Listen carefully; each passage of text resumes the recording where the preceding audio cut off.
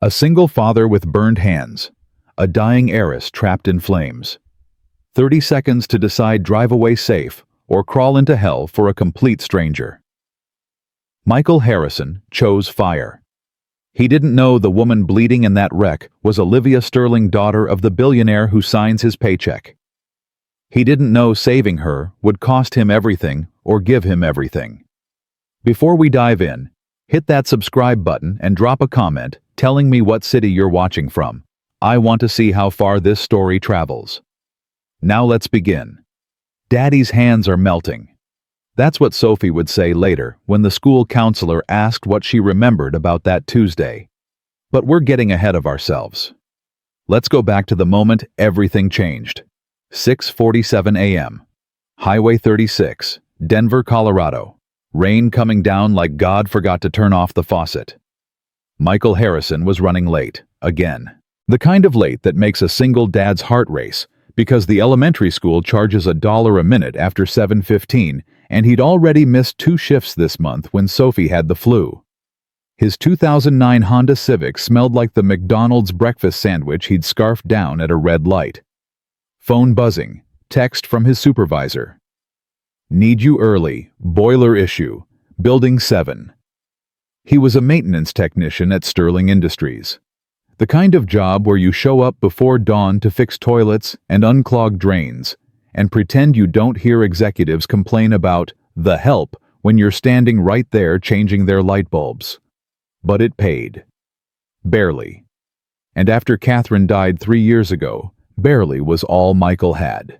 The highway was packed. Morning commuters, coffee cups, NPR droning about inflation. Michael's hands gripped the wheel tight. Scarred hands, burns from an electrical fire 2 years back, the fire that cost him his HVAC certification, the fire that dropped his pay from $28 an hour to $15. He was thinking about Sophie's field trip form. $45 he didn't have, the form she'd folded into a paper airplane yesterday. "It's okay, Daddy," she'd said, not looking at him. "I don't even like the zoo anyway." That's when he saw it. 3 cars ahead. Silver Mercedes, brand new.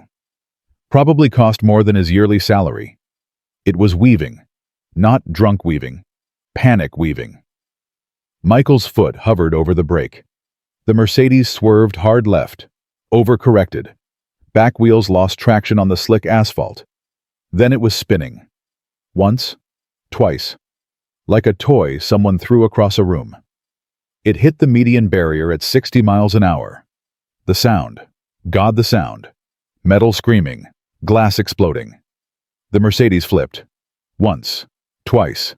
Landed upside down in the emergency lane. Roof caved in. Wheels still spinning. Then Michael saw the smoke. Black. Thick. Pouring from the engine. Traffic slowed. Rubberneckers. People pulling out phones to film instead of help. Michael pulled onto the shoulder 50 feet back. Hazards on. Hands shaking so bad he could barely unbuckle his seatbelt. He should call 911. That's what you do. That's what normal people do. But smoke was turning to flame. Small at first. Orange fingers licking out from under the hood. Growing. Fast. Michael was out of the car before his brain caught up. "Hey, someone's in there!" Shouting at no one and everyone. A woman in a Lexus rolled up her window. A guy in a pickup slowed down, drove away. Michael's boots hit the wet pavement running. Up close, the wreck was worse. Driver's side crushed inward. Roof buckled.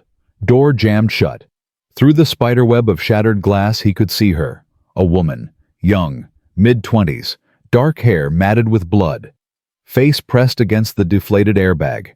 Eyes closed. Not moving. "Ma'am. Ma'am." Michael dropped to his knees in the glass and mud, pounding on the window. The flames were crawling now, spreading across the engine bay toward the cabin. He could feel the heat through his jacket. She didn't respond. He looked around. No sirens, no help. Just gawkers with cameras and a highway full of cowards. His hands found a chunk of concrete from the broken median. "I'm sorry," he whispered. Brought it down. The window exploded inward, safety glass crumbling into 1,000 dull pieces. Michael cleared the frame with his forearm, ignoring the cuts, and reached inside. The woman was upside down, seatbelt holding her in place, blood running up into her hair. Her breathing was shallow, raspy. "I got you." His voice was shaking.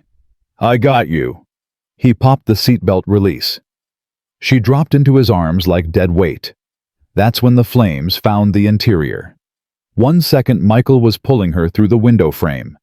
The next, the entire dashboard was on fire. Plastic melting, leather burning. The smell hit him like a fist. Toxic. Chemical. The smell of things that should never burn. He had her halfway out when the fire reached his hands. The pain was instant, searing. His scarred skin lit up like someone had dipped his fingers in lava. But he didn't let go. Couldn't let go. He wrapped his body around hers and pulled, dragging her across broken glass and hot metal. His palms screaming, her dead weight fighting him every inch. They cleared the car. 5 feet. 10 feet. Michael's legs gave out at 15. They both collapsed onto the wet shoulder. Rain hit his burned hands and he nearly blacked out from the pain, but he rolled her onto her back, checked her airway, felt for a pulse. There. Weak. But there. That's when the gas tank exploded. The shockwave hit like a wall. Heat and noise and light.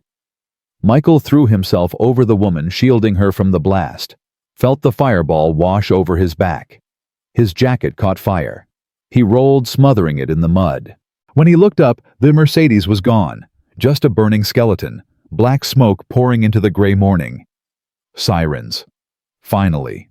Distant, but coming. Michael looked down at his hands. They were blistered, raw. The old scars had split open, and new burns were forming on top. His vision swam. The woman coughed. Her eyes fluttered open, brown, unfocused, terrified. "You're okay."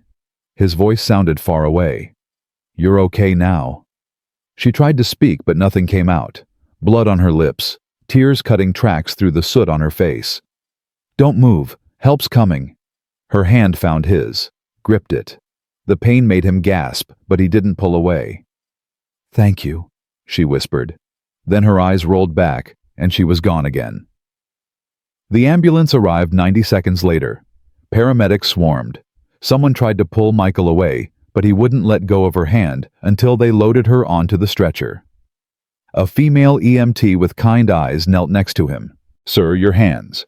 "Is she alive?" "Sir, you're going into shock. We need to—" "Is she alive?" The EMT nodded. "Yes, because of you. Now let us help you." They wrapped his hands in gauze, started an IV. Someone draped a blanket over his shoulders, even though he couldn't feel the cold. A police officer was asking questions, but Michael couldn't focus. All he could think about was Sophie. Sophie waiting at school. Sophie who'd already lost her mom. Sophie who needed him to be okay. "I have to go." He tried to stand. The paramedic pushed him back down. "You're not driving anywhere. Those are second-degree burns. You need a hospital." "My daughter. We'll call someone." "Who can we call?" Michael gave them his neighbor's number. Mrs. Chen.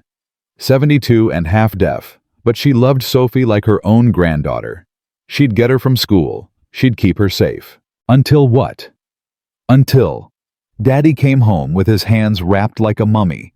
Until she asked why, and he had to explain that sometimes you run toward the fire instead of away. The ambulance doors closed. Through the rear window, Michael watched the burning Mercedes fade into the distance. He didn't know who the woman was. Didn't care.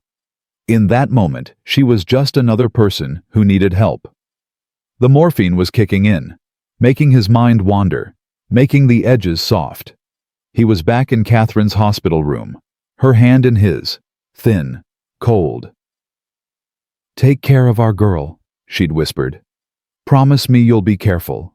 Promise me you won't do anything stupid." He'd promised. And today, he'd broken that promise for a stranger. But somehow he knew Catherine would understand. At Denver General Hospital, they cleaned his burns and gave him enough morphine to make the room soft around the edges. A doctor with tired eyes sat down next to his bed. "Mr. Harrison, I'm Dr. Patel. You've got second and third degree burns on both hands. The good news is, you still have full sensation. The bad news is, you're going to need skin grafts." Michael stared at the ceiling. "When can I go back to work?" Dr. Patel was quiet for a moment. 6 weeks, minimum, and that's if everything heals properly. 6 weeks. You might regain full function. You might not. It's too early to tell. Michael closed his eyes. 6 weeks without pay. 6 weeks of bills piling up. 6 weeks of Sophie asking questions he didn't know how to answer. "There's someone here to see you," Dr. Patel said quietly. "Says she's your daughter." The door opened. Sophie stood there holding Mrs. Chen's hand. Her face was pale, eyes red from crying. When she saw him, she ran. "Daddy!" He caught her with his forearms, couldn't hug her properly, and that broke something in him he didn't know could still break. "I'm okay, sweetheart. I'm okay." "Your hands." Her voice was so small. "Just some boo-boos. Remember when you scraped your knee last summer? Same thing, just bigger." She pulled back, looked at him with those eyes that were too smart for 8 years old. "You're lying." "Sophie? Mrs. Chen said you saved someone. She said you pulled them out of a fire." Her bottom lip was trembling. "Why would you do that?" Michael's throat closed up. "Because someone needed help." "But what if you died? What if you died like Mommy and I was all alone?" Mrs. Chen stepped forward, hand on Sophie's shoulder, but Sophie shook her off. "What if you died, Daddy?" Michael tried to reach for her, but his hands were wrapped too thick. He couldn't even wipe her tears. "I didn't die, baby. I'm right here." "But you almost did. For someone you don't even know." She was sobbing now. Full-body sobs. The kind that come from a place deeper than fear. Michael slid off the bed, dropped to his knees so he was eye level with her. "Sophie, look at me. Look at me, baby." She did, tears streaming down her face. "You know what Mommy used to say about why she became a nurse?" Sophie nodded, sniffled. "She said some people are born to help." "That's right. And you know what else she said? She said the only thing worse than being scared is living like you're already dead." "I don't understand." "It means..." Michael took a shaky breath. "It means I was scared. I am scared. But I couldn't drive past that car and spend the rest of my life wondering if I could have saved her. Does that make sense?" Sophie was quiet for a long moment.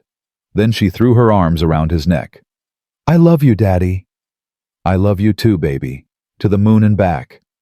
"And back again," she whispered into his shoulder. Mrs. Chen helped them both up. Her eyes were wet too. "You good man, Michael," she said in her thick accent. "Catherine, she would be proud." That night after Mrs. Chen drove them home after Sophie finally fell asleep, clutching her stuffed rabbit. Michael sat at the kitchen table and stared at his bandaged hands. He tried to pick up his phone. His fingers wouldn't bend. The gauze was already soaking through. Yellow, then red. The phone buzzed. He used his knuckle to swipe it open. Text from his supervisor. "Heard what happened. Take time you need. Unpaid." Unpaid. Michael pulled up his bank account. Balance $1,847.32. Rent due in 12 days. $1,200 Sophie's school lunch account, overdrawn. $47 electric bill, $183. He set the phone down carefully, put his head on the table. Didn't cry. He'd promised himself 3 years ago he wouldn't cry anymore. But God, he wanted to. 3 days later, he was changing Sophie's bandage. She'd scraped her elbow at recess when his phone rang. Unknown number. "Mr. Harrison, this is Diane Foster from Sterling Industries Human Resources." Michael's stomach dropped. Here it comes. Liability, lawsuit, something. "I'm calling about the accident on Highway 36. "Yes, ma'am." "The woman you saved. Her name is Olivia Sterling. Michael's hand froze. Sterling. Alexander Sterling's daughter. Yes, our CEO. The phone nearly slipped from his grip. She's awake now, stable, and she's been asking about you. I don't understand. Mr. Harrison, you saved the CEO's daughter's life. Do you understand what that means? I saw someone who needed help. There was a pause on the other end. When Diane spoke again, her voice was different. Softer. Mr. Sterling would like to meet you. When you're recovered.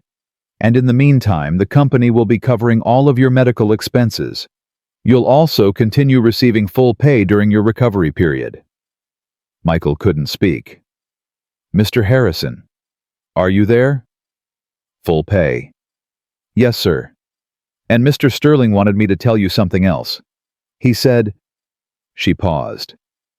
He said, thank you for giving him his daughter back. He said there's no amount of money that could repay that, but he'd like to try. After they hung up, Michael sat very still. Sophie was in the living room watching cartoons.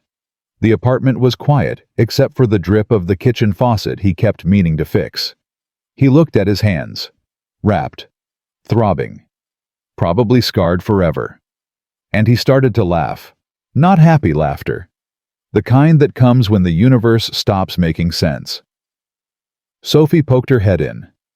Daddy, you okay? Yeah, baby. I think we're gonna be okay. Is it about the lady you saved? Yeah. How'd you know? She shrugged. You look different. Like when Mommy used to make you smile. Michael's eyes burned. Come here. She climbed into his lap.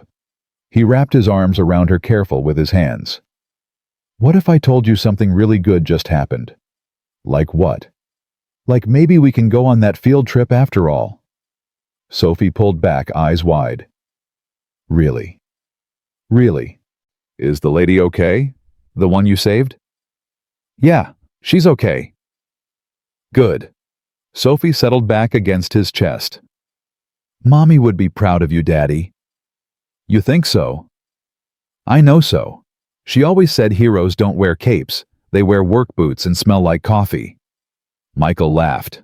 Actually laughed. She said that, when I asked her why you were a hero. When did you ask her that? The day before she died. The room went silent. Michael held his daughter tighter. What did she say? When you asked? Sophie was quiet for a moment. She said you were a hero because you got up every morning even when you were tired. Because you made my lunch even when we didn't have much. Because you never stopped trying. She tilted her head back to look at him. She said real heroes are the ones who keep going when it's hard. Michael kissed the top of her head. Your mom was a smart lady. The smartest. That night, after Sophie went to bed, Michael stood in the bathroom, looking at his reflection. 34 years old, scarred hands, thinning hair, dark circles under his eyes from 3 years of single parenting. He didn't look like a hero. He looked like a guy who was barely holding it together. But maybe that was the point. 2 weeks later, Michael Harrison stood in the lobby of Sterling Industries headquarters, hands still bandaged, wearing his only suit, the one from Catherine's funeral. It was too big now. He'd lost weight since she died. The receptionist smiled at him. Mr. Harrison, they're ready for you. 63rd floor. The elevator ride felt like falling up. Michael's reflection in the polished doors showed a man who didn't belong here. Blue collar, scarred, wearing a suit that didn't fit. The doors opened. A woman in a wheelchair sat by the window. Dark hair, healing bruises. Brown eyes that looked at him like he was the most important person in the world. You're him. Olivia Sterling's voice was barely a whisper. Behind her, Alexander Sterling stood. 73 years old, silver hair, tailored suit that probably cost more than Michael's car. He stepped forward, extended his hand. then saw the bandages and pulled back. "Forgive me. I forget." His voice cracked. "You burned your hands. For her." Michael's throat tightened. "Anyone would have—" "No." Olivia's voice cut through. Sharp. Certain. "No. They wouldn't have." She wheeled closer, tears on her cheeks. "I remember. Not all of it, but enough. I remember watching cars slow down, people taking pictures. I remember thinking, this is how I die. Alone, while people watch." "Olivia." Her father's voice was pained. "And then I remember you, your face through the window, your hands pulling me out, the way you covered me when the car exploded." She was crying now. "You don't even know me." "You needed help," Michael said quietly. 20 cars drove past. You were the only one who stopped. Why?" Michael thought about Catherine, about Sophie, about every moment that led to that highway. "Because," he said, "someone's daughter needed help, and I have a daughter, and I'd want someone to stop for her." The room went silent.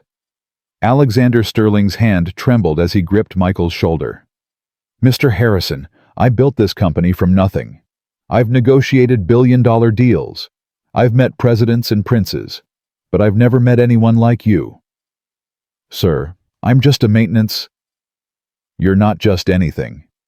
Alexander's voice was firm. "You're the man who gave me my daughter back, and I don't know how to repay that, but I'd like to try." Olivia was nodding. "We'd like to try." Michael looked at them both. This billionaire CEO and his daughter. People who lived in a world he'd never touch. And he thought about Sophie, about the field trip form, about the electric bill and the rent and the $1,700 that was supposed to last until he could work again. "I don't need—" "Yes, you do." Alexander cut him off gently. "Diane told me about your situation. Single father, unpaid leave, medical bills. The company is covering your medical expenses. I'm covering everything else." Michael blinked. "Sir, your rent, your bills, whatever your daughter needs, consider it handled."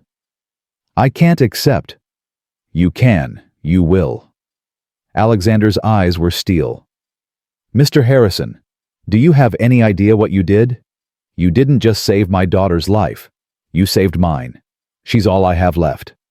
Her mother died when she was 12. It's been just us for 13 years. And 3 weeks ago I almost lost her." His voice broke. "So yes, you can accept my help, because it's not charity. It's gratitude. And it's the absolute least I can do." Olivia wheeled forward, reached out, touched Michael's bandaged hand carefully. "I'd like to meet your daughter," she said softly. "If that's okay. I'd like to thank the little girl who shared her daddy with me that day." Michael's eyes burned. "Her name's Sophie. She's 8. I'd like to meet Sophie very much." "She'd like that too." Alexander cleared his throat. "There's one more thing, Mr. Harrison. When you're healed, when you're ready to come back to work, you won't be coming back to maintenance. Sir, you'll be coming back as my personal assistant. Starting salary is $120,000 a year, with full benefits, college fund for Sophie, whatever you need." Michael's knees went weak. I can't. That's too much." "It's not enough. It'll never be enough. But it's a start." The room was spinning. Michael grabbed the back of a chair to steady himself. "Why?" His voice was hoarse. "Why are you doing this?"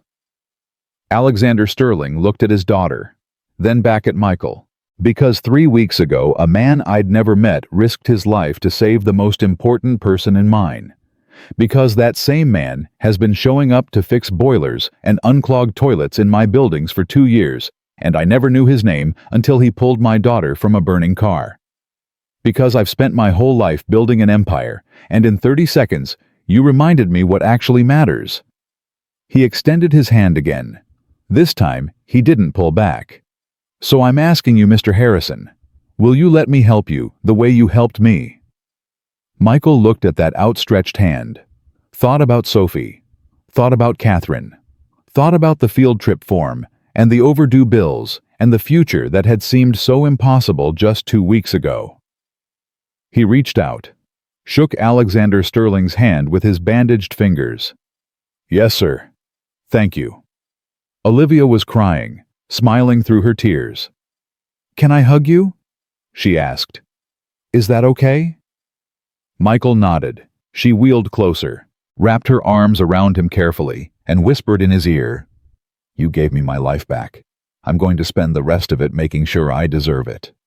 When Michael walked out of that building an hour later, the sun was breaking through the clouds. He sat in his Honda Civic for a long time, hands on the steering wheel, bandages rough against the leather. Then he called Sophie. "Daddy, is everything okay?" "Yeah, baby, everything's okay. Better than okay." "Did you meet the lady?" "I did." "What's she like?" Michael smiled. "She's nice. She wants to meet you." "Really? Really? And Sophie?" "Yeah. We're going on that field trip, and we're gonna be okay, I promise." Sophie was quiet for a moment. Then, "I love you, Daddy, to the moon. And back again, baby, and back again." He hung up, started the car, and drove home to his daughter. 30 seconds of courage had changed everything, but the story was just beginning. Sophie wouldn't stop talking about meeting Olivia. "What if she doesn't like me, Daddy? What if I say something stupid?" Michael was trying to button his shirt one-handed. The bandages made everything harder. It had been 3 days since the meeting with Alexander Sterling, and tonight Olivia was coming to their apartment for dinner. "She's going to love you, baby." How could she not? "Because I'm just a kid. She's probably used to fancy people." Michael knelt down, wincing as his hands protested. "Hey, look at me. You are not just anything. You're Sophie Harrison. You're smart and funny and kind. And you know what she asked to meet you. That means she already wants to know you." Sophie bit her lip. "Okay, but what do I say?" "You say whatever you want. Just be yourself." "That's what Mommy always said." "Because Mommy was right." The buzzer rang at 6:30. Sophie jumped like she'd been shocked. "She's here." "Then let's go, let her in." Michael opened the door and there was Olivia. No wheelchair this time, walking with a cane, moving slow, but moving. She was wearing jeans and a simple sweater. Her hair was pulled back. The bruises on her face had faded to yellow. She looked normal, human, not like a billionaire's daughter. "Hi," she said, and her smile was nervous. "Hi. Come in, please." Sophie was hiding behind Michael's leg, peeking out. Olivia noticed. She crouched down slowly, careful with her healing ribs. "You must be Sophie." Sophie nodded. "I'm Olivia. Your dad saved my life." "I know." Sophie's voice was barely a whisper. "He's pretty brave, huh?" "The bravest." "I agree." Olivia held out her hand. "Is it okay if we're friends?" Sophie looked up at Michael. He nodded. She stepped forward and shook Olivia's hand. "Okay, we can be friends." Olivia's eyes got shiny. "Thank you. That means a lot to me." Dinner was spaghetti, the only thing Michael could cook halfway decent. Sophie had helped him earlier, measuring out the noodles, stirring the sauce. They'd set the table with the nice plates, the ones Catherine had picked out at Target 6 years ago. Olivia sat down carefully, looked around the small apartment, the worn couch, the TV from 2015, the crayon drawings taped to the fridge. "This is nice," she said, and Michael could tell she meant it. "It's not much. It's a home. That's everything." They ate. Sophie was quiet at first, but Olivia asked her about school, about her favorite subjects, about the stuffed rabbit she was clutching under the table. Slowly, Sophie started talking. I like reading and art, but not math. Math is stupid. I hated math too, Olivia said. Really? But you're rich. Rich people are supposed to be good at math. Sophie, Michael started, but Olivia laughed. Being rich doesn't make you good at anything, except maybe being spoiled. Are you spoiled? Probably. But I'm trying to be better. Sophie thought about this. Daddy says trying is what matters. Your daddy's a smart man. After dinner, Sophie pulled out her coloring books, spread them across the living room floor. Do you want to color with me? Olivia looked surprised. I'd love to. And that's how Michael found them 20 minutes later, sitting on the floor. Olivia in jeans that probably cost $1,000 coloring a picture of a unicorn. Sophie next to her, tongue poking out in concentration, working on a dragon. You're going outside the lines, Sophie said. I know, I'm not very good at this. That's okay. Daddy says art doesn't have rules. Did Mommy say that too? Sophie went very still. Michael tensed from the kitchen doorway. Yeah, Sophie said quietly. Mommy said that. Before she died. Olivia set down her crayon.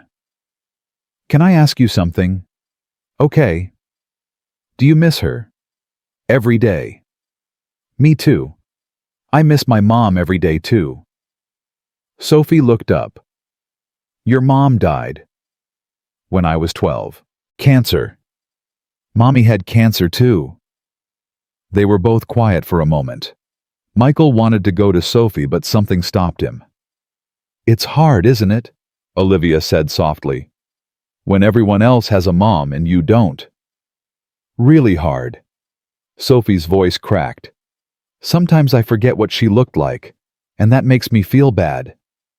That doesn't make you bad. That makes you human. Our brains can't hold on to everything. But you know what they can hold on to. What? How she made you feel.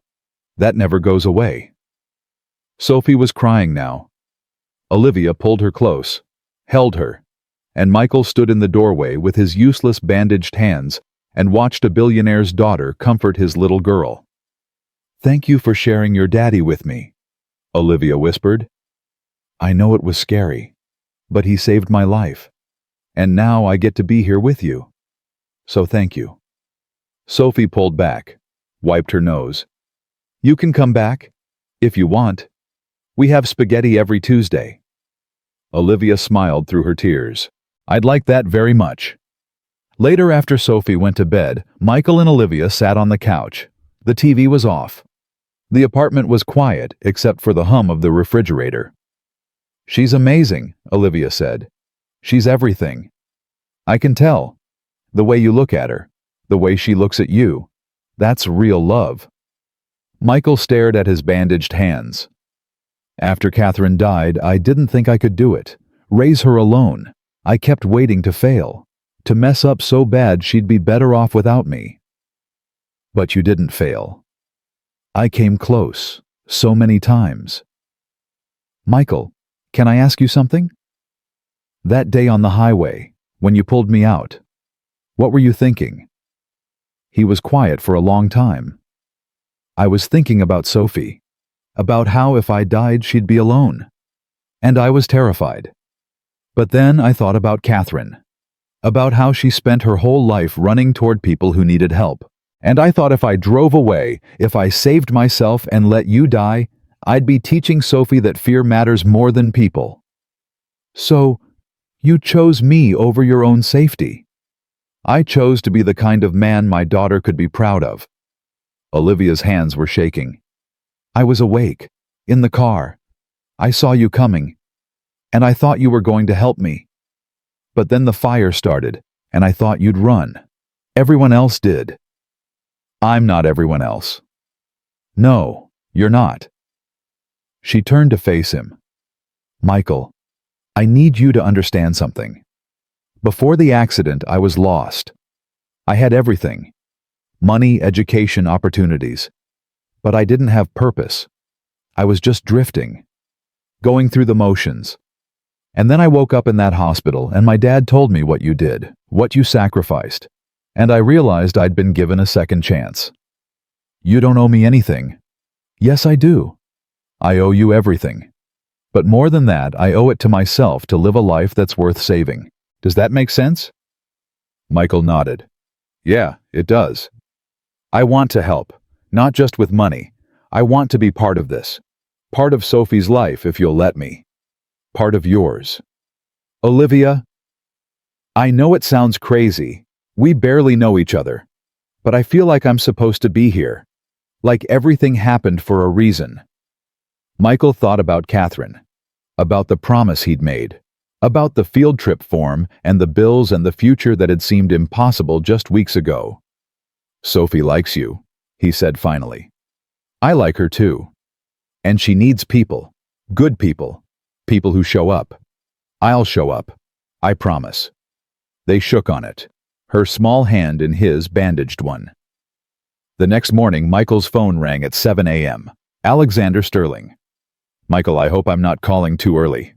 No, sir, I'm up. Good. I wanted to talk to you about something. Olivia told me about dinner last night. Michael's stomach dropped. If we overstepped... No, nothing like that. She was happy when she came home. Genuinely happy. I haven't seen her like that since before her mother died. She's easy to talk to. She likes you, both of you, and I trust my daughter's judgment. Alexander paused. Michael, I'm going to be direct.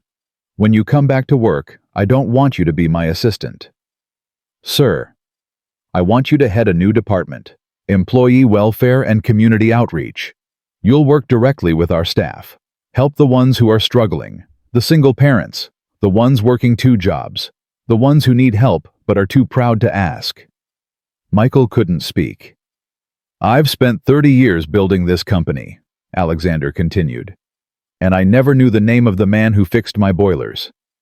That's shameful. You're going to change that. You're going to make sure everyone who works for Sterling Industries is seen, is valued. Can you do that? Yes, sir. I can try. That's all I ask. The position starts at $150,000 a year. I know I said 120 before, but Olivia convinced me you're worth more. Michael sat down hard on the couch. 150,000. He'd never made more than 35 in his life. Take the weekend to think about it, Alexander said. But Michael, I hope you say yes. Because my daughter needs friends. Real friends. And Sophie needs people who understand what it's like to lose a parent. And I need people around me who remember what actually matters. I'll say yes. You don't need to give me the weekend. You're sure? I'm sure. And sir, thank you. For everything. Thank me by showing up. That's all. After they hung up, Michael sat very still. Then he walked to Sophie's room. She was still asleep, curled up with her rabbit. Her hair was a mess. Her nightgown had a juice stain. She was perfect. We're gonna be okay, he whispered. I promise, baby. We're gonna be okay. 3 weeks later, Michael's bandages came off. Dr. Patel examined his hands carefully. How do they feel? Michael flexed his fingers. They moved. Slow, stiff, but they moved. Like they're mine again. You're lucky. The grafts took well. You'll have scars, but full function should return with physical therapy. How long? 3 months, maybe 4. I can work. Light duty. Nothing that requires grip strength. But yes, you can work. Michael looked at his hands. New pink skin, shiny, fragile looking. The old scars from the electrical fire were barely visible under the new ones. They look like they've been through a war, he said. Dr. Patel smiled. They have. And they won. That afternoon, Michael went to Sterling Industries. Not to the maintenance entrance, to the front lobby, to the elevators that went to the executive floors. The receptionist smiled. Mr. Harrison, Mr. Sterling is expecting you. The 63rd floor was different this time. Not intimidating, just another workplace. Michael knocked on the CEO's door. "Come in." Alexander was at his desk. Olivia was there too, sitting by the window. They both stood when he entered. "Let me see," Alexander said. Michael held out his hands. The new skin caught the light. "My God," Alexander breathed. "You did that for her." "I'd do it again." Olivia crossed the room, took his hands gently, traced the scars with her fingertips. "These are beautiful," she said. "They're ugly." "No, they're proof that you're the bravest person I've ever met." Alexander cleared his throat. "Michael, are you ready to start?" "Yes, sir." "Good, because I want to show you something." He led them down the hall to a new office. Michael's name was already on the door. Inside was a desk, a computer, a window overlooking the city. "This is yours," Alexander said. "Your team is small right now, just you and 2 assistants. But it'll grow. I'm giving you a budget of $5 million for the first year." $5 million. To start, you'll identify employees in need, set up programs, scholarships for their kids, medical assistance, childcare, whatever they need. No one who works for me should have to choose between paying rent and feeding their children. Michael walked to the window, looked out at Denver, at the city where he'd spent 34 years scraping by. "Why me?" he asked quietly. "Because you understand," Alexander said. "Because you've lived it. Because when I asked my executives how many of them knew the names of our janitors, not one of them could answer. But you know everyone, don't you?" Michael thought about his 2 years in maintenance, about Rosa in Building 3 who sent money back to Mexico, about James in Building 7 who was taking night classes, about Chen who worked double shifts to afford his daughter's insulin. "Yeah," he said, "I know them." "Then help them. That's your job now." Michael turned around. "I won't let you down." "I know you won't." Olivia stepped forward. "There's one more thing. I'm joining your department." "What?" "I talked to Dad. I'm done being useless. I want to work, really work, not just show up to board meetings and look pretty." "Olivia, you don't have to." "Yes, I do. Michael, you gave me my life back. Let me do something with it." Alexander was smiling. "I tried to talk her out of it, but she's as stubborn as her mother." "I'll be your assistant," Olivia said. "I'll answer phones, file paperwork, whatever you need. I want to learn. I want to help." Michael looked at them both. This billionaire and his daughter. These people who'd had every advantage, every opportunity, and they were asking him to teach them how to be human. "Okay," he said. "But you do what I say. No special treatment." Olivia grinned. "Deal." "And you're starting by meeting the maintenance staff. All of them. Learning their names, their stories." "I can do that." "Then welcome to the team." That night, Michael picked Sophie up from after-school care. She'd been going there since kindergarten, 3 hours every day. $20 a day he barely had, but not anymore. "Daddy, you took off the bandages." She grabbed his hands, examined them. "Do they hurt?" "A little, but they work. See?" He wiggled his fingers. She giggled. "Guess what, baby?" "What?" "I started my new job today. The important one." "Yeah, the important one. And guess who's working with me?" "Who?" "Olivia." Sophie's eyes went wide. "Really? Really? She wants to help people, like Mommy used to." Sophie was quiet for a moment. "Daddy, can I ask you something?" "Anything." "Is it okay if I love Olivia? Not like I love Mommy, but just love her?" Michael's throat closed up. He pulled over, turned in his seat. Baby love isn't a limited resource. You can love Olivia and still love Mommy. Having people in your life doesn't mean you're replacing anyone. It means you're making room for more good things.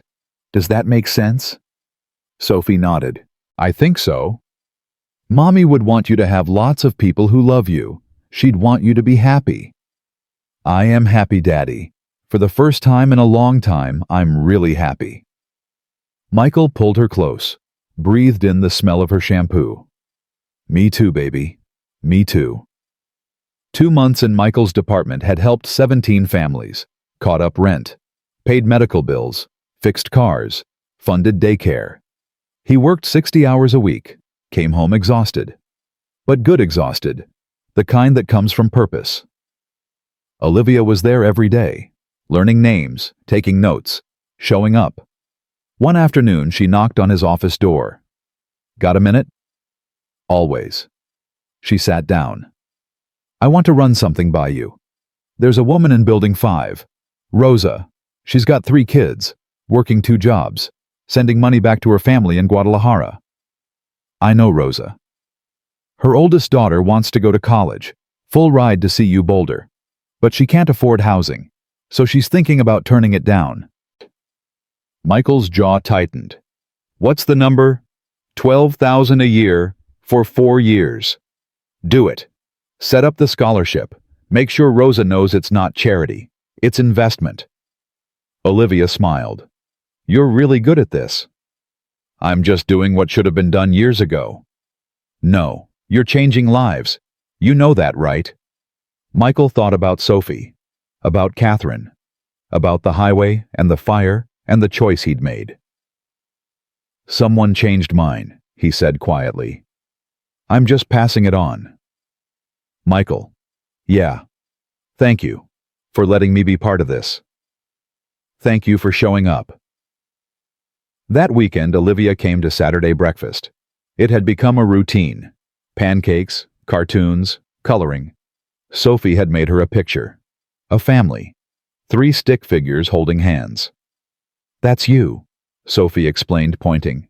And that's Daddy, and that's me. Olivia's eyes filled with tears. Can I keep this? It's for you. Then I'm going to frame it. Put it on my desk at work. Really? Really? Because you 3 are the most important people in my life now. Michael was making coffee in the kitchen, trying not to eavesdrop, trying not to feel the weight of what was happening. His daughter was healing. He was healing. And somehow, impossibly, they were building something new from the ashes of everything they'd lost. Daddy, Sophie called. Can Olivia come to the zoo with us next week? If she wants to. I want to, Olivia said quickly. I definitely want to. Then it's settled. Michael brought over the pancakes, set them on the table. 3 plates, 3 people. A family that made no sense on paper but felt right in every way that mattered. Later, after Sophie went to play in her room, Olivia helped Michael clean up. She talks about Catherine, Olivia said. A lot. Is that okay? It's more than okay. I want her to remember. She's lucky to have had a mom like that. We both were. Olivia dried a plate carefully. Michael, can I tell you something? And you promise not to get weird. I'll try. These Saturday mornings, this time with you and Sophie, it's the happiest I've been since my mom died. And I know that sounds pathetic. Rich girl finding happiness with her dad's employee. You're not pathetic. And I'm not just an employee anymore. No, you're my friend. My best friend, actually. Michael set down the dish he was washing. You're Sophie's best friend, too. Mine, too, if I'm being honest. Yeah, you show up, Olivia. You keep your promises. That's rare. I'm trying to be worthy of what you did. You already are. They stood there in the kitchen, coffee cooling, sun streaming through the window, and Michael realized something. He'd spent 3 years surviving. But now, he was living. And it was because of 30 seconds of courage and a woman who'd decided his sacrifice meant something. The scars on his hands caught the light. He flexed his fingers. They worked better now, almost normal. Does it hurt? Olivia asked. Not anymore, not really. Good, because we've got a lot of work to do. We do. And Michael. Yeah. I'm not going anywhere. I hope you know that. I know. And he did know. Because Olivia Sterling was a lot of things, but a quitter wasn't one of them. She'd been given a second chance, and she was going to earn it. One day, one person, one act of kindness at a time. Just like Michael had taught her. 6 months after the accident, Michael stood in front of 200 Sterling Industries employees and felt like he might throw up. "You'll be fine," Olivia whispered from beside him. "Just talk to them like you talk to me." "That's different." "Why?" "Because you already like me." She squeezed his arm. "They will too. Trust me." Alexander stepped up to the microphone. "Good morning, everyone. Thank you for being here. 6 months ago, my daughter was in a car accident. Most of you know this story. What you might not know is that the man who saved her life worked in our maintenance department. His name is Michael Harrison, and today he's going to tell you about the new employee welfare program." Applause. Michael walked to the podium on legs that felt like water. 200 faces staring at him. Executives in suits, janitors in work clothes, admin staff, security guards, people from every level of the company. He gripped the podium. His scarred hands were shaking. "Hi, I'm Michael, and 6 months ago I was cleaning toilets in Building 7. A few people laughed. Nervous laughter. "I'm not saying that to be funny. I'm saying it because it's true. For 2 years I showed up before dawn, fixed broken things, unclogged drains, and most days nobody saw me. Nobody knew my name. I was invisible." The room was quiet now. "And I get it. I do. Everyone's busy. Everyone's got their own problems. But here's what I learned in those 2 years. A lot of us are struggling. A lot of us are one emergency away from losing everything. A car breaks down, a kid gets sick, the rent goes up, and suddenly you're drowning." He saw heads nodding, especially in the back, the maintenance staff, the cafeteria workers. "So Mr. Sterling gave me a job. He said go find the people who are struggling, help them, not with handouts, with solutions, with dignity."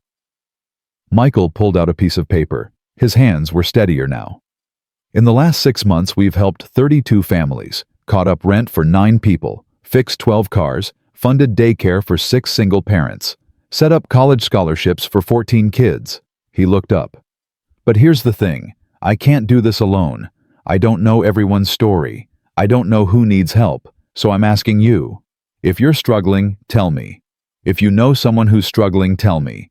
There's no shame in needing help. There's only shame in not asking when you need it." A woman in the 3rd row raised her hand. "What if we're embarrassed?" "Then you come to my office and you close the door and you tell me anyway.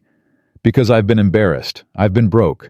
I've had to choose between feeding my daughter and paying the electric bill.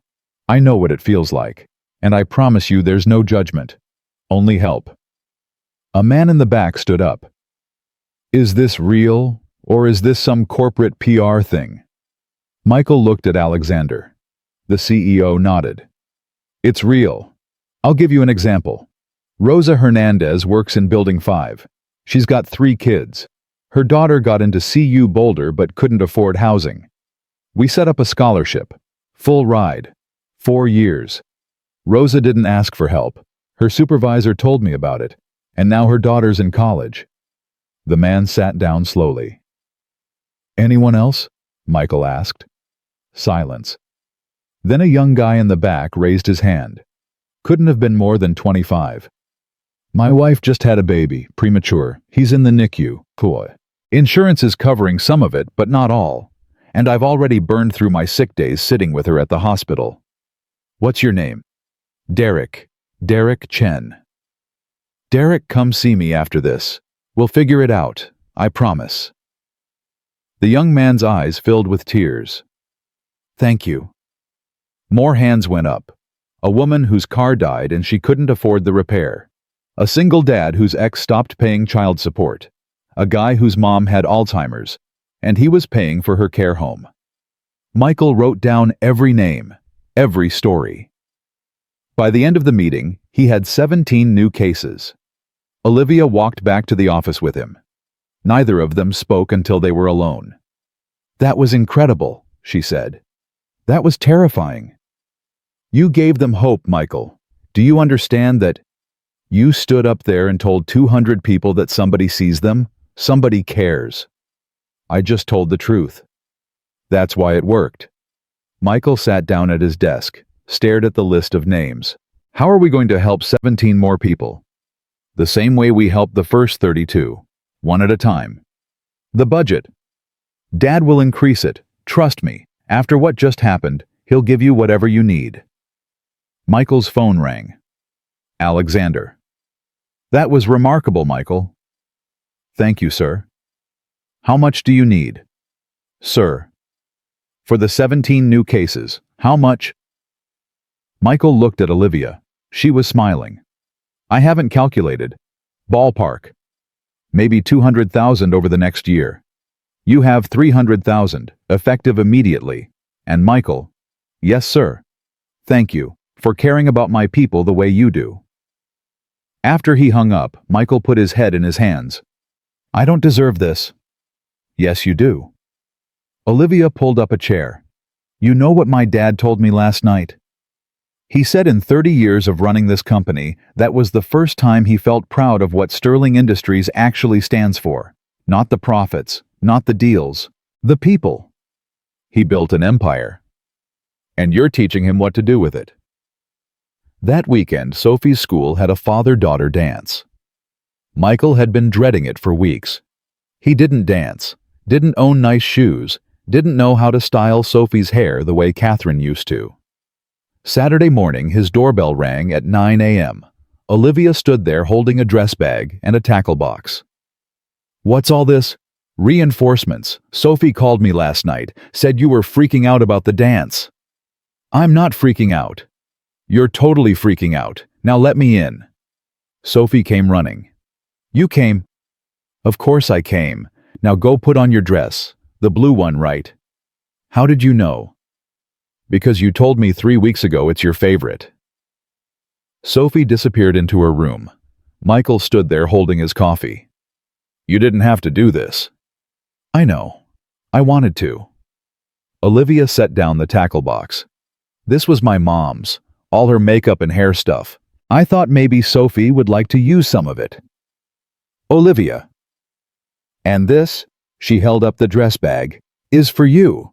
You're about the same size as my dad. He insisted. I can't accept. You can and you will. Now go shower. You smell like pancakes. An hour later, Michael looked in the mirror and barely recognized himself. The suit fit perfectly. His hair was combed back. He looked almost respectable. In the living room, Olivia was finishing Sophie's hair. French braid. Intricate. Perfect. How did you learn to do that? YouTube, and practice on my friends in college. She stepped back. What do you think? Sophie ran to the mirror, gasped. I look like a princess. You are a princess. Olivia knelt down. Your mom would be so proud of you.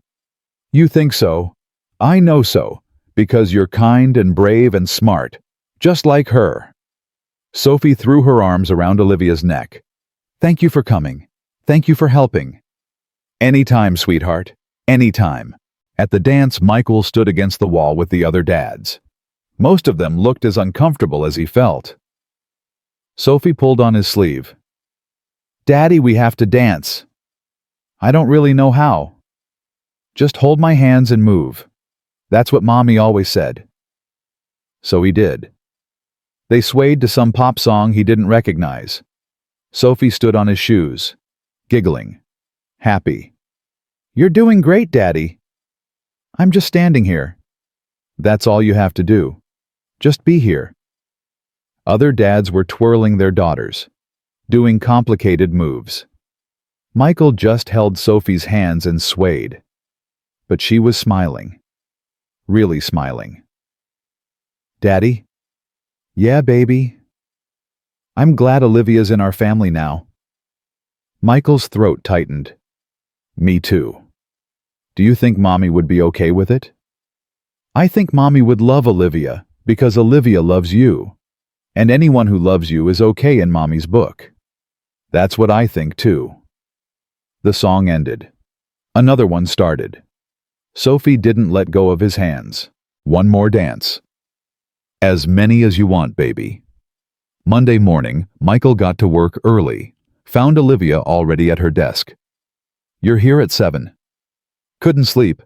I was thinking about Derek Chen, the guy with the baby in NICU. What about him? I called the hospital. His son needs surgery. Heart surgery. It's covered by insurance, but he's going to miss at least 2 more weeks of work. Maybe 3. So we cover his salary. Already done. But Michael, there's more. His wife lost her job. She was working retail.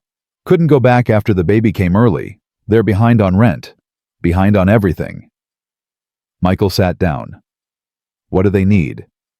$6,000 to catch up. Then ongoing support until she can work again. Do it? Already did. I talked to Dad this morning. He approved it. You called your father at 6 a.m.? He was up. He's always up. Olivia leaned back in her chair. You know what he said? He said this is the first time in years he's excited to come to work. Because instead of just making money, we're making a difference. Your dad's a good man. He is, thanks to you. I didn't do anything. You saved his daughter. And then you showed him how to save his soul. Michael's computer pinged. Email from Rosa in Building 5. The subject line was just 2 words. Thank you. He opened it. Mr. Harrison, my daughter called me last night from Boulder. She's getting straight A's. She joined a club, made friends. She said she never thought college was possible for someone like her. But you made it possible. You didn't just change her life. You changed our whole family. Thank you for seeing us. Thank you for caring. Rosa. Michael read it 3 times, then forwarded it to Olivia. She read it, wiped her eyes. This is why we do it. Yeah, this is why. The phone rang. Front desk. Mr. Harrison. There's someone here to see you. Says it's urgent. Send them up. 5 minutes later, a woman Michael didn't recognize walked in. Late 30s. Tired eyes, wringing her hands. Mr. Harrison, I'm Janet Pierce. I work in accounting. Nice to meet you, Janet. Have a seat. She sat on the edge of the chair. I wasn't going to come. I told myself I could handle it. But then I heard your speech last week and I thought maybe you could help. I'll try. What's going on? My son has autism. High functioning, but he needs therapy. Speech therapy, occupational therapy, behavioral therapy. Insurance covers some of it, but not enough. And it's expensive. Really expensive. How much? $800 a month out of pocket. And I'm already working overtime. I'm already cutting corners everywhere else. But I can't cut his therapy. He needs it. He's getting better, talking more. But if I stop the therapy, he'll regress. Her voice broke. I'm sorry. I shouldn't be crying. You can cry, Olivia said gently. This is a safe space. I just don't know what else to do. I've applied for assistance programs. I've borrowed from my parents. I'm out of options. Michael opened his laptop. What's your son's name? Marcus. He's 7. Okay, Janet. Here's what we're going to do. We're going to cover Marcus's therapy. All of it. For as long as he needs it. Janet stared at him. What? Your son needs therapy. We'll pay for it. No strings attached. But that's thousands of dollars every year. We have the budget, and Marcus is more important than the budget. Janet started crying. Real crying. The kind that comes from months of holding it together and finally being told it's okay to let go. Olivia handed her tissues, sat next to her, put an arm around her shoulders. It's okay. We've got you. We've got Marcus. Why? Janet sobbed. Why would you do this for us? Michael thought about Sophie, about Catherine, about the highway and the fire, and the moment that changed everything. Because everyone deserves help, he said quietly.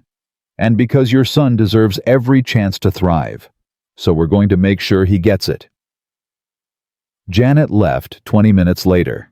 Face blotchy, but smiling. Really smiling. After she was gone, Olivia turned to Michael. Do you know what you just did? Helped a kid get therapy.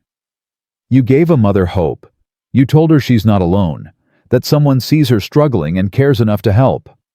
That's the job. No, That's who you are." Michael's hands were shaking. He looked at them. The scars were fading, turning white. Soon, they'd just be part of him. A reminder of the day everything changed. "I think about that highway sometimes," he said. "About the moment I had to choose.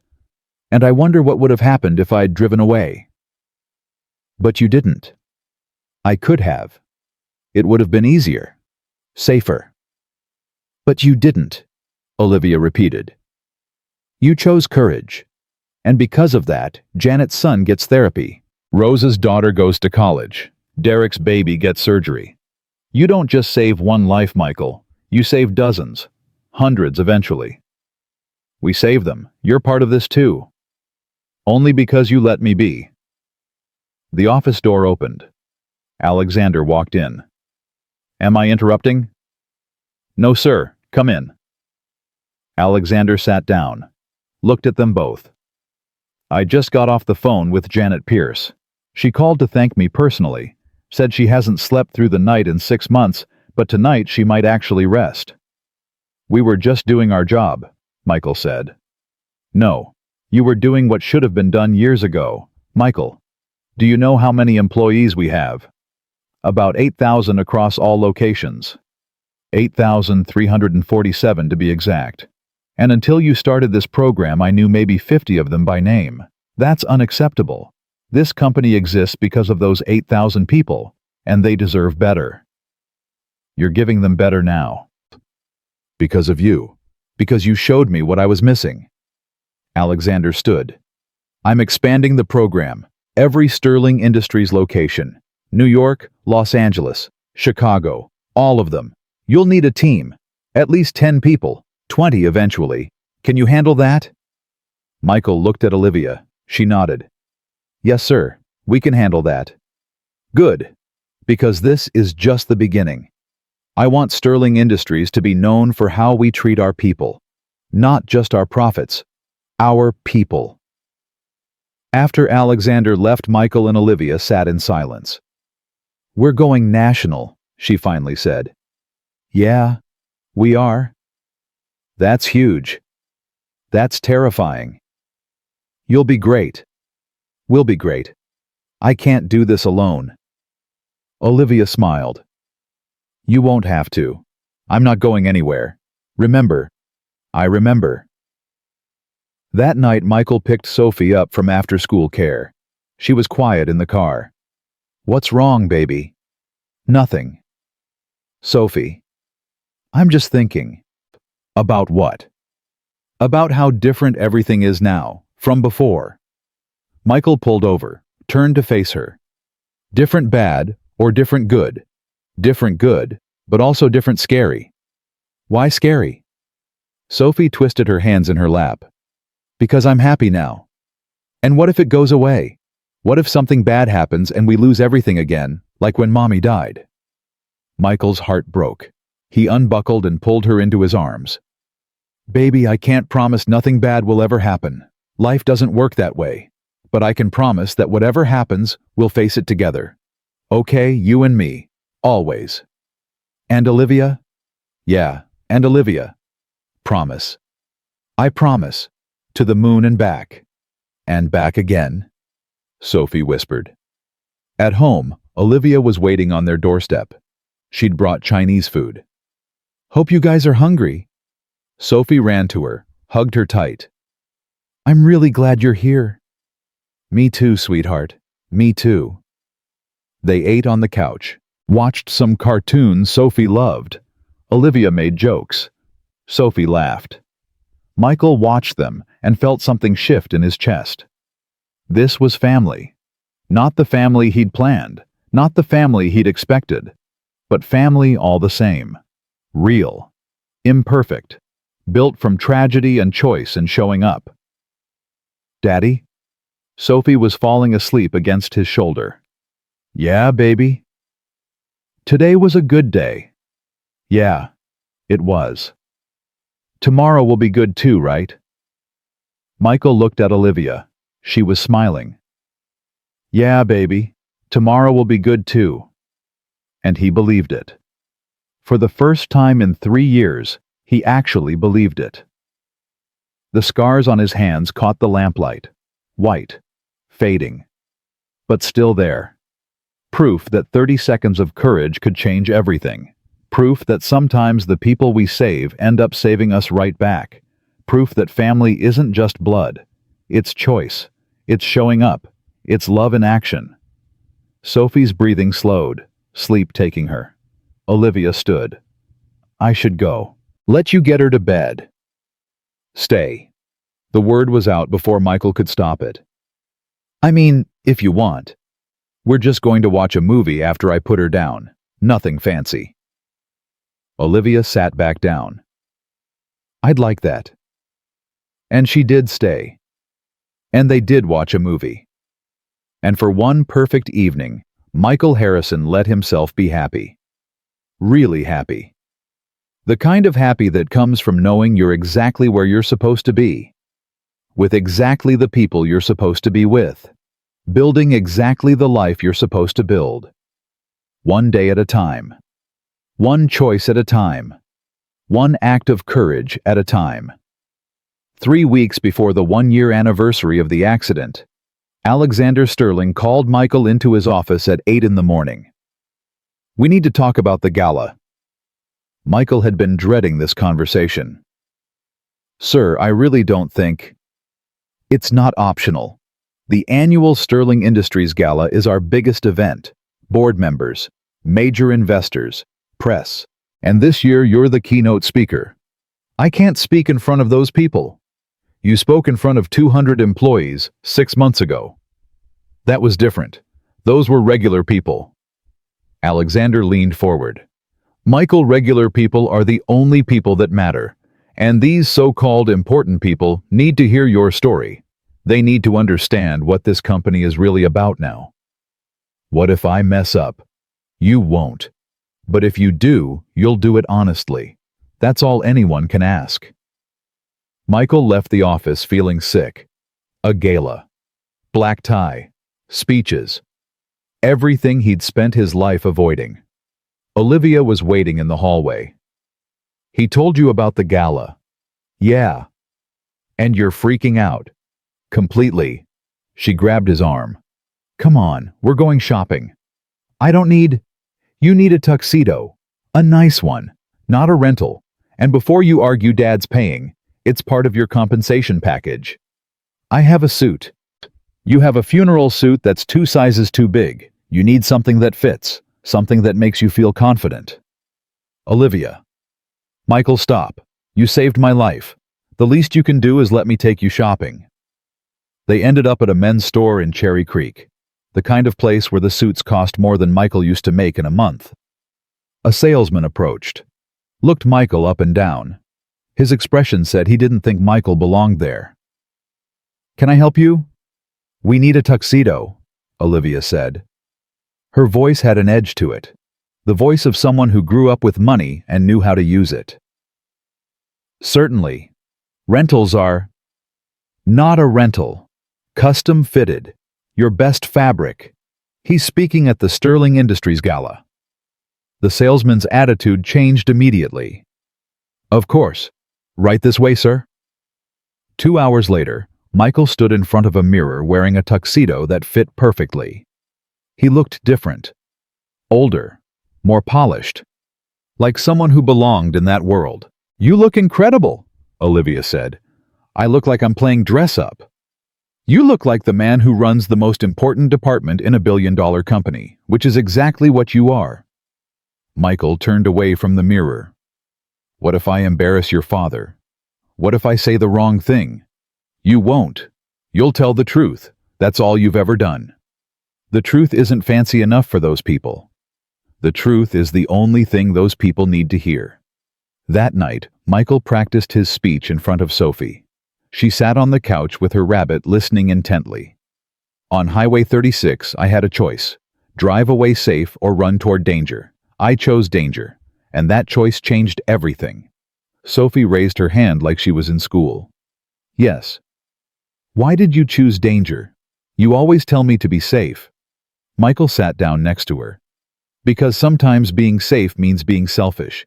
And I didn't want to be selfish. But what about me? What if you died and I was alone? I thought about that. In that moment, I thought about you. And I thought about what kind of man I wanted you to remember.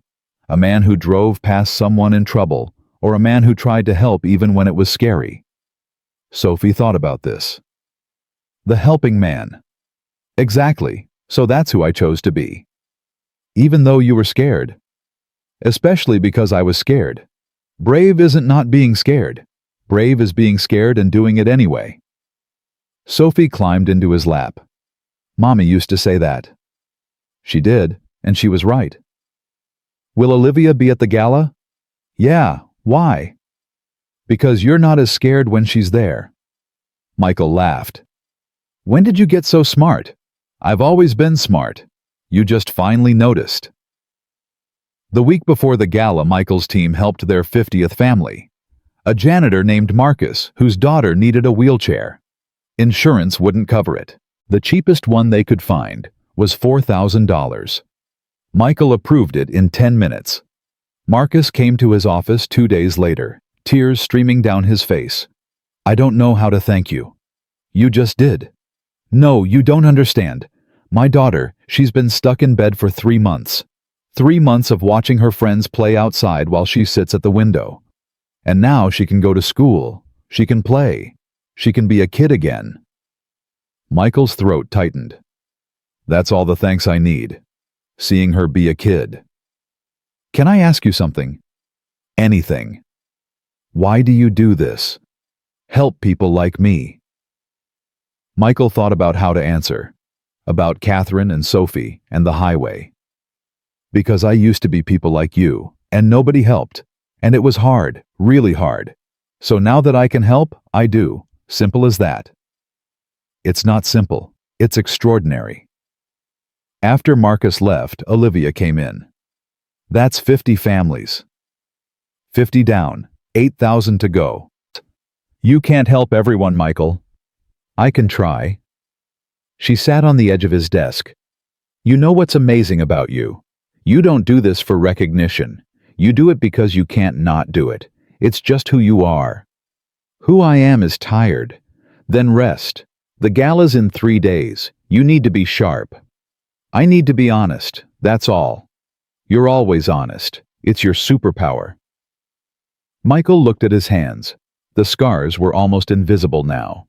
Just faint white lines. But he could still feel them. Still remembered the pain.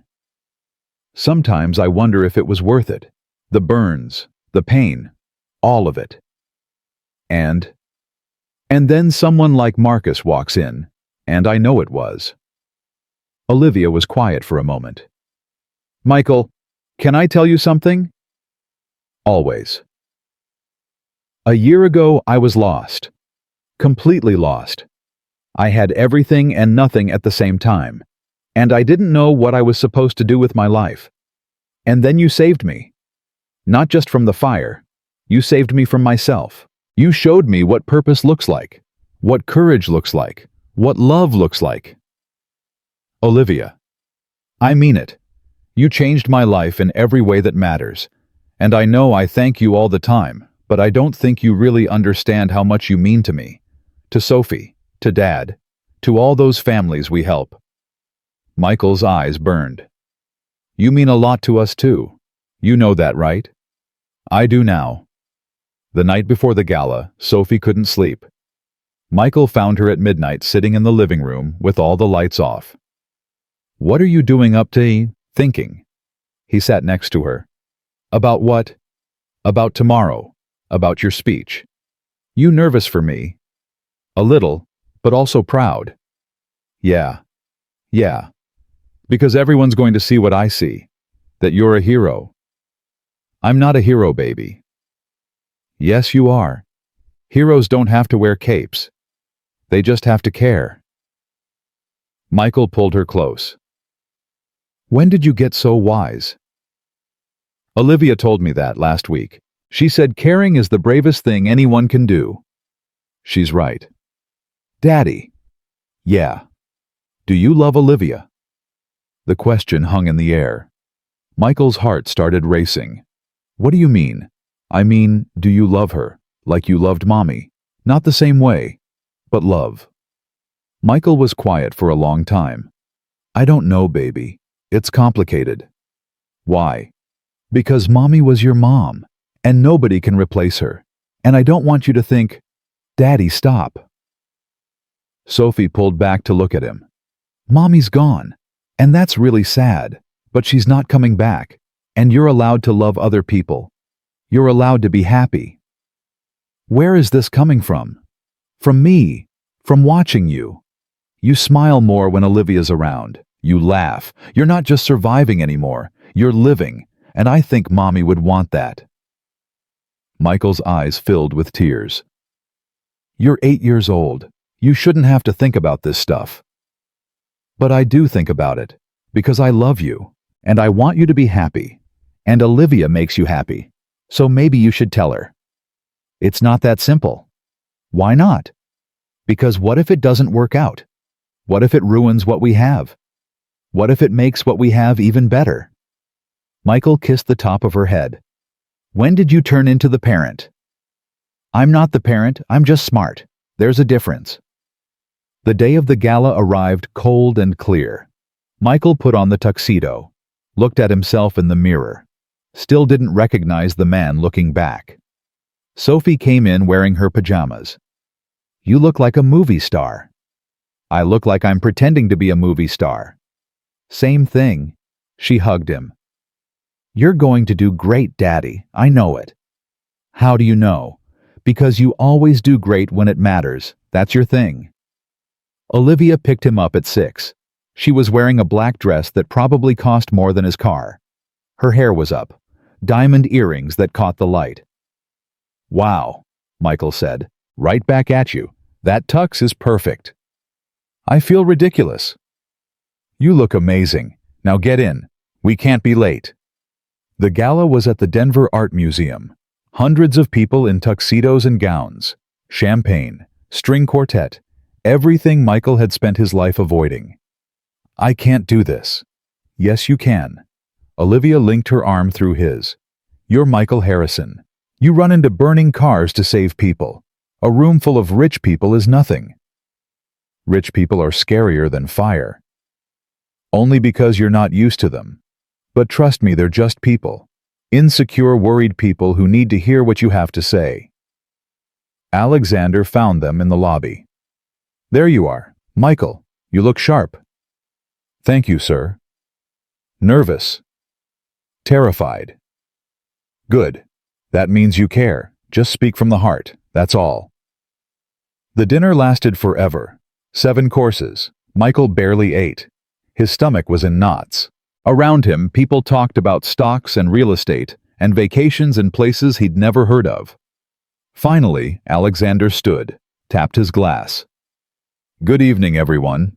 Thank you for being here. As many of you know, last year was the most difficult year of my life. My daughter was in a terrible accident. But it was also the year I learned what really matters. Not profits, not deals. People. And the man who taught me that is here tonight. Michael Harrison. Michael, would you come up here?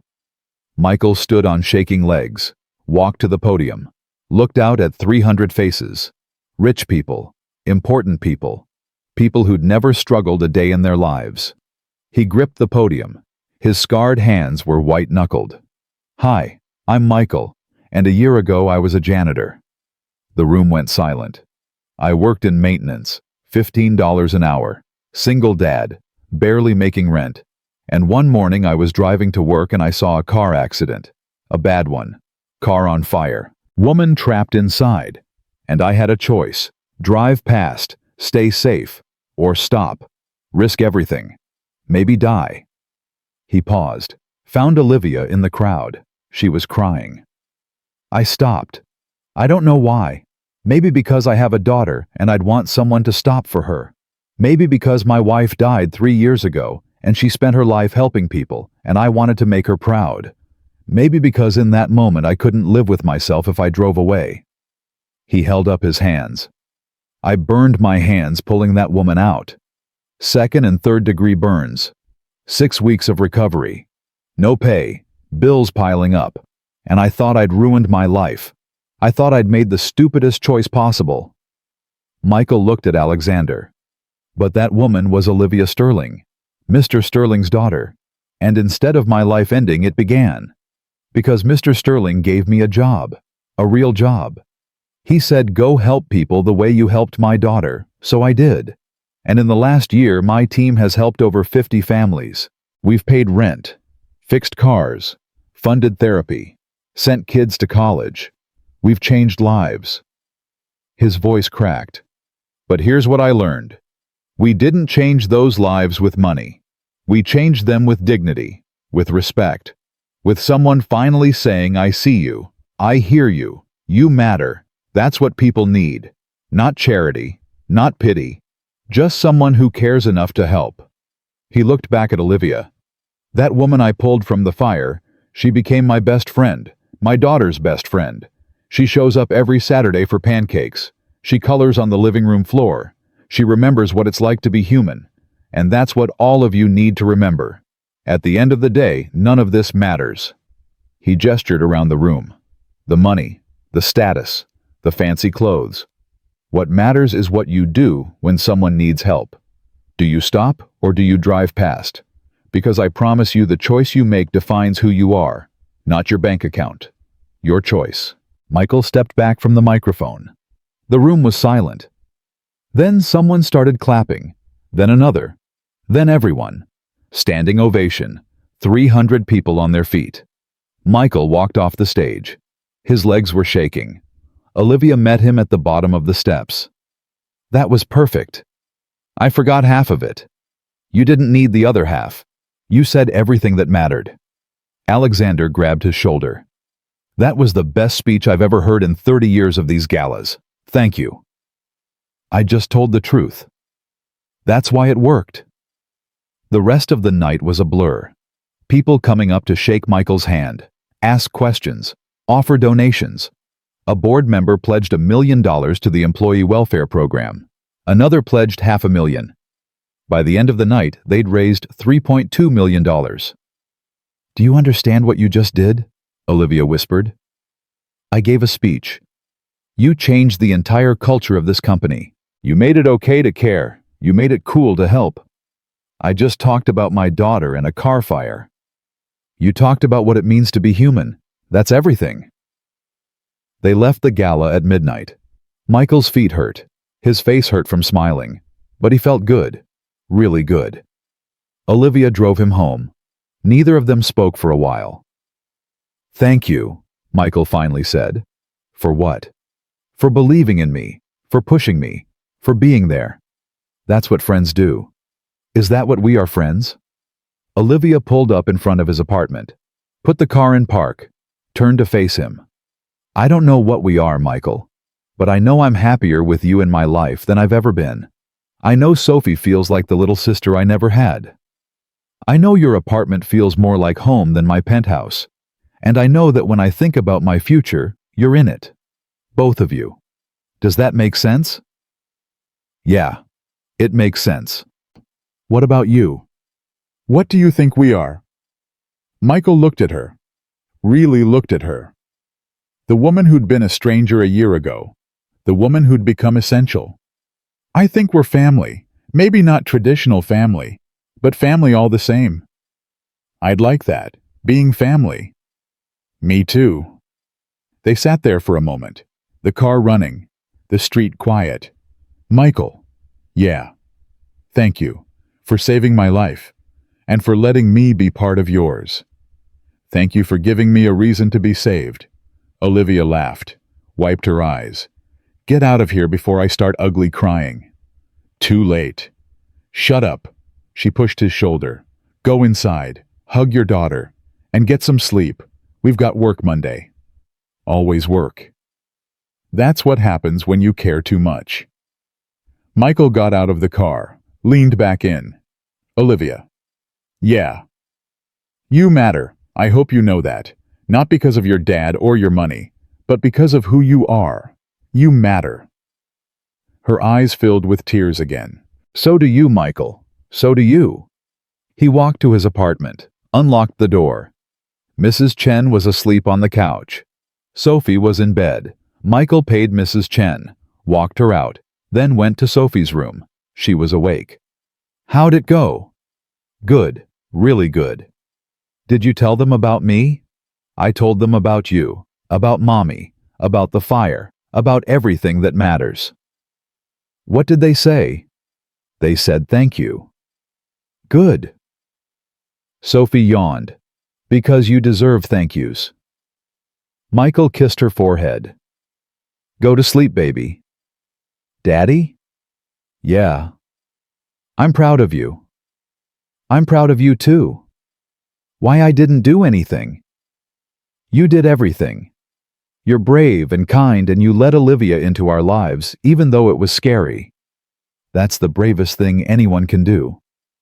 Sophie smiled. We're a good team. The best team. All three of us. All three of us.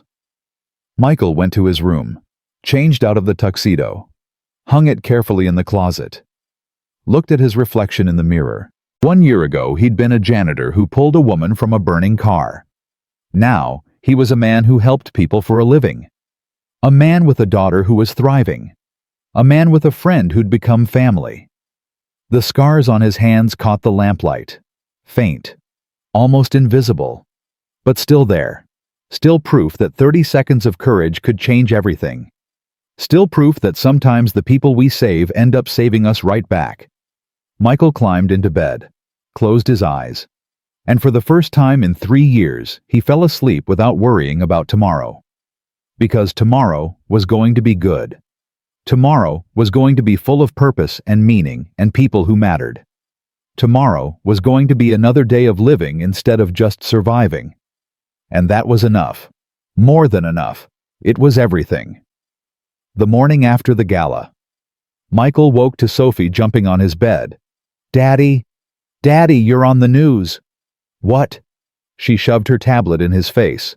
Local news channel. A clip from the gala. Michael at the podium. His voice saying, "What matters is what you do when someone needs help."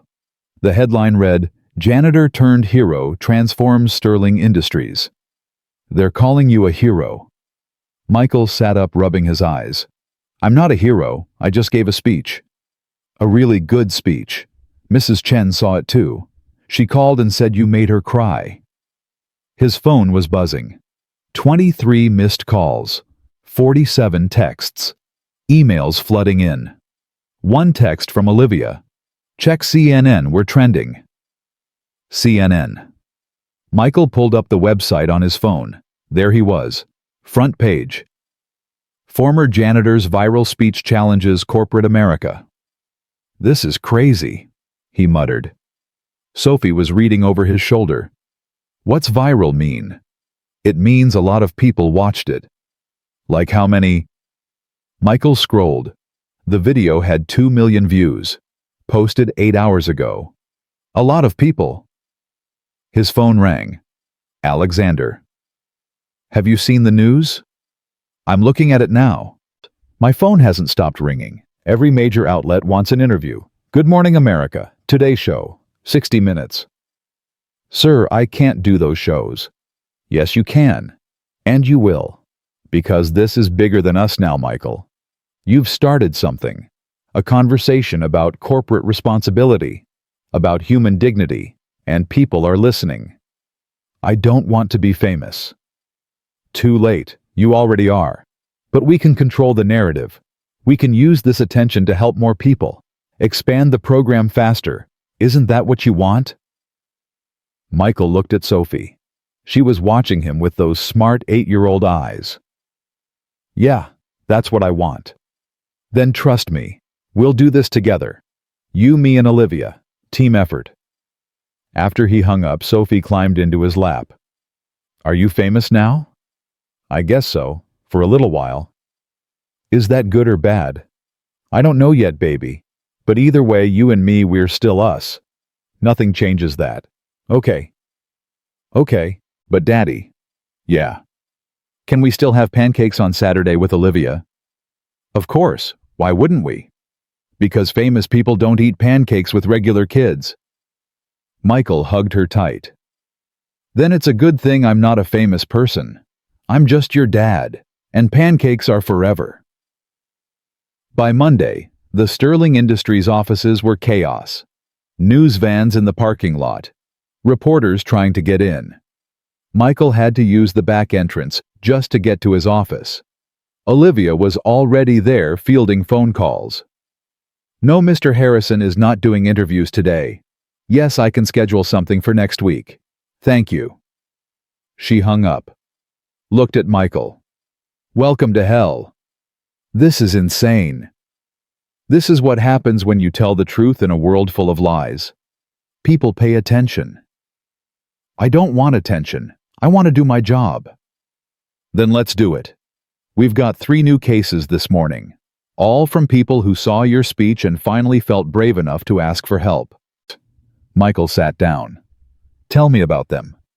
First one is Rita, works in our Chicago office, single mom, 2 kids.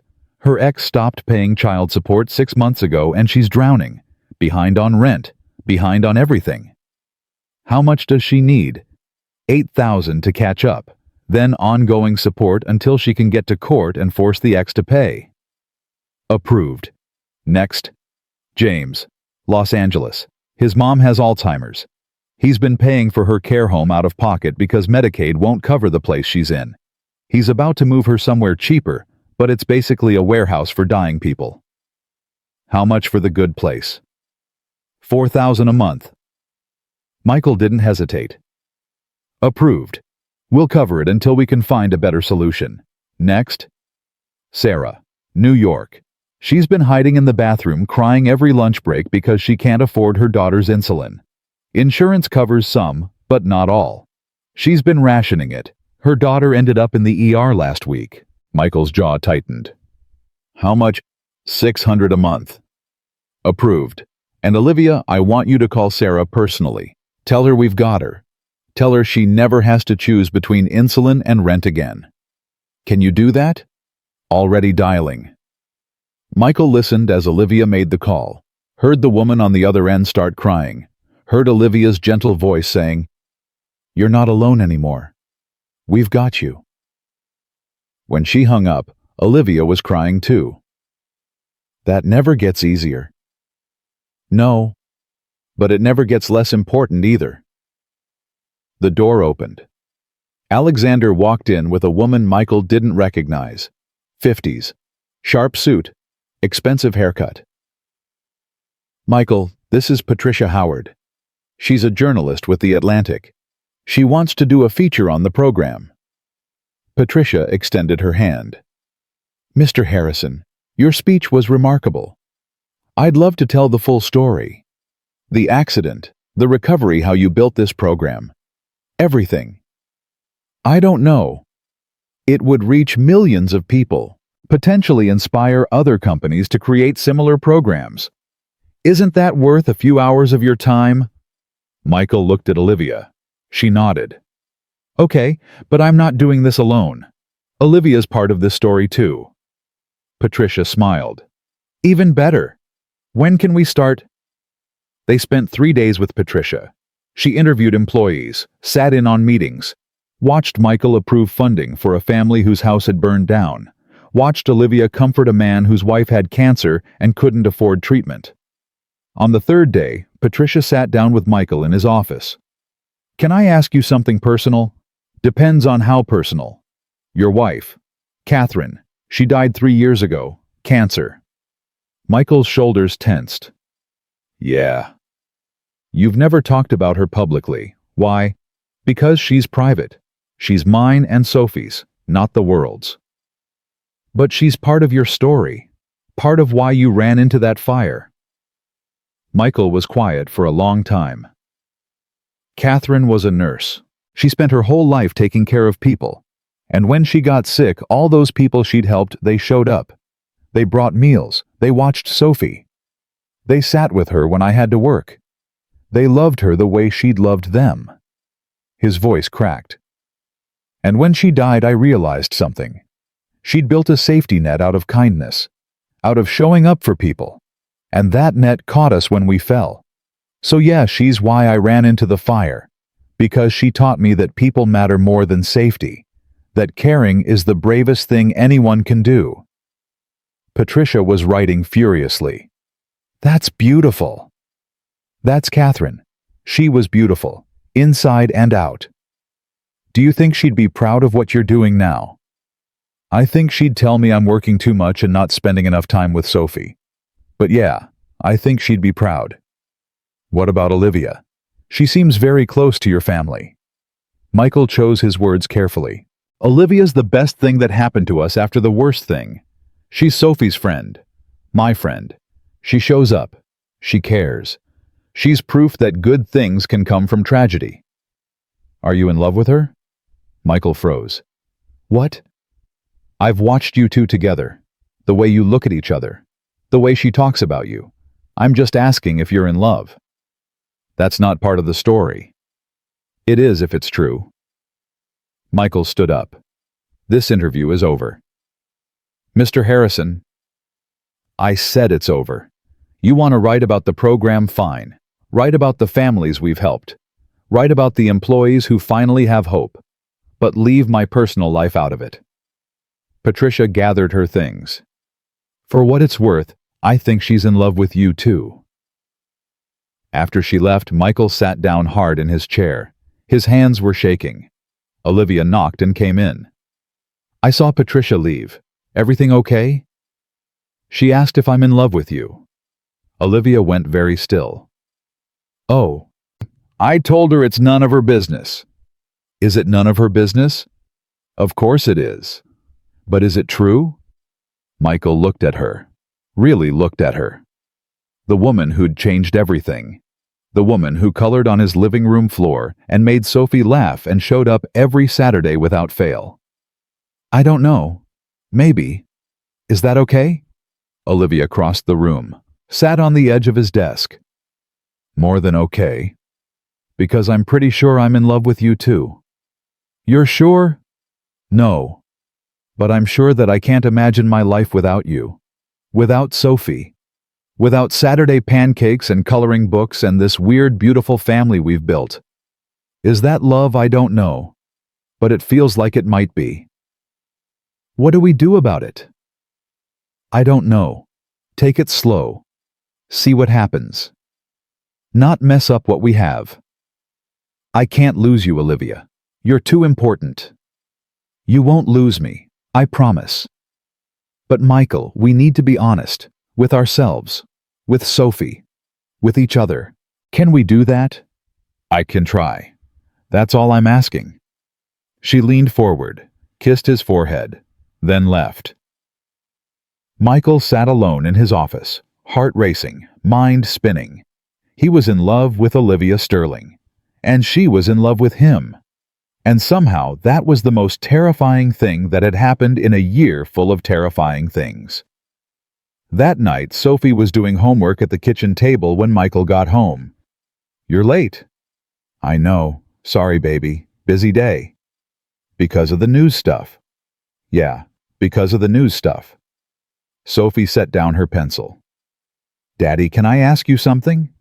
Always. Do you like Olivia? Like her? Michael's heart stopped.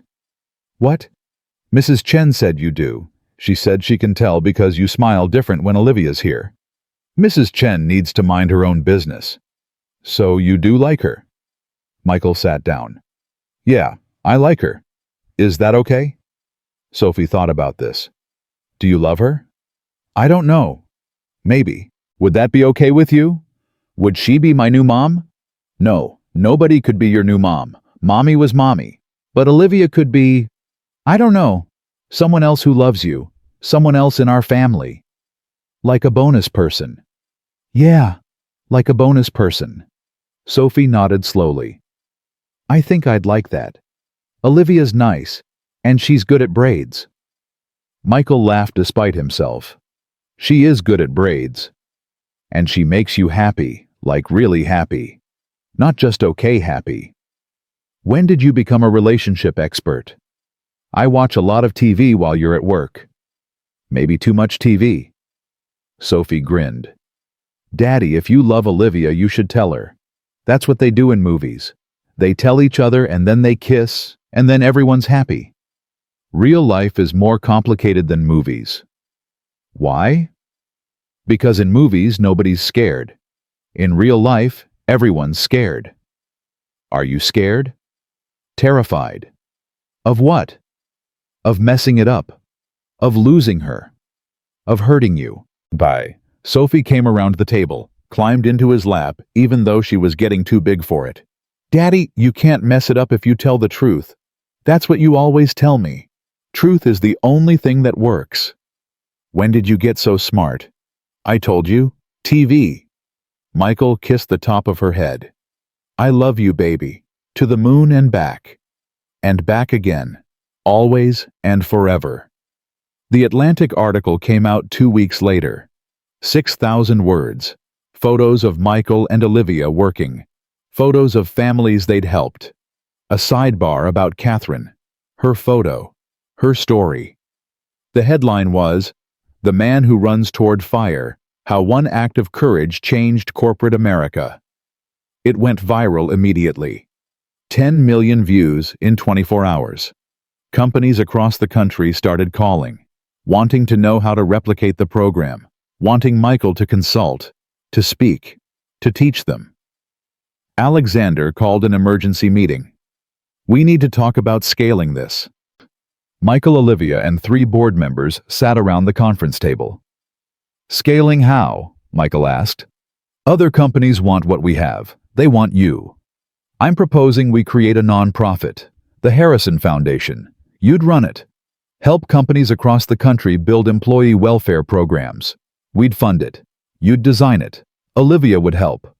What do you think? Michael looked at Olivia. She was holding her breath. That's huge. That's necessary. You've proven this works. Now we need to spread it. Help millions instead of hundreds. I'd have to leave Sterling Industries. You'd work with Sterling Industries, but you'd be independent. Free to help whoever needs it. Isn't that what you want? To help everyone. Michael thought about Rita in Chicago, James in Los Angeles, Sarah in New York, all the people who'd finally asked for help because they'd seen his speech. Yeah, that's what I want. Then say yes. I need to think about it. Talk to Sophie. Talk to Olivia. This affects them too. Take the week, but Michael. This is your chance to change the world. Don't waste it.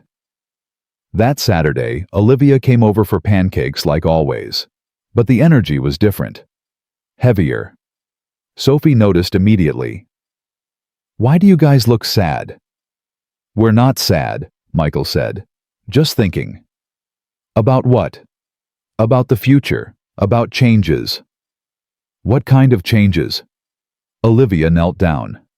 Sophie, your dad got offered an amazing job, but it means things might be different, busier, harder. Will you still come for pancakes? Always. That's not negotiable.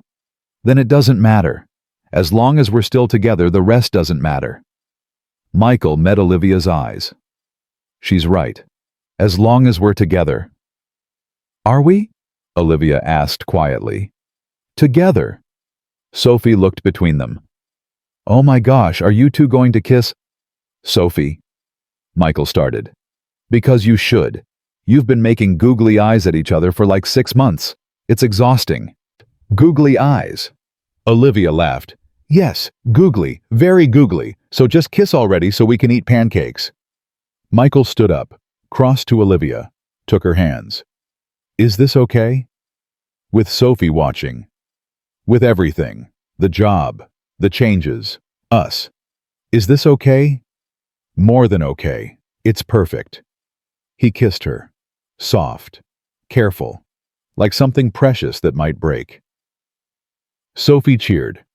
Finally, now can we eat? They ate pancakes, the 3 of them, laughing, planning, dreaming about the future. So if you start the foundation, Sophie said, syrup on her chin, does that mean you're really, really famous? I guess. Cool. Can I tell my friends my dad's famous? You can tell them I'm your dad. That's more important. But famous is cooler. Being kind is cooler. Sophie rolled her eyes. You sound like a greeting card. Your dad sounds like a greeting card, Olivia agreed. It's one of his best qualities. You guys are making fun of me. We are, they said together. And Michael realized this was it. This was what Catherine had wanted for them. Not perfection, not a fairy tale, just happiness. Real messy, beautiful happiness. Monday morning, Michael walked into Alexander's office. I'll do it.